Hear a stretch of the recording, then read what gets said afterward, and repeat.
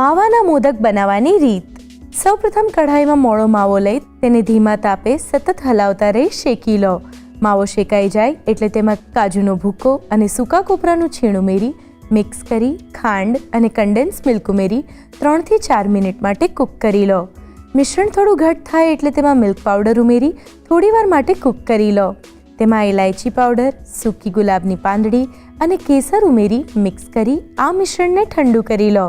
પૂરણ બનાવવા માટે એક બાઉલમાં પિસ્તાનો ભૂકો, કાજુનો ભૂકો, ઇલાયચી પાવડર, પિસ્તા એસેન્સ અને સૂકા કોપરાનું છીણ ઉમેરી બરાબર મિક્સ કરી પછી તેમાં થોડું કન્ડેન્સ મિલ્ક ઉમેરતા જઈ મિક્સ કરી પૂરણ તૈયાર કરી લો।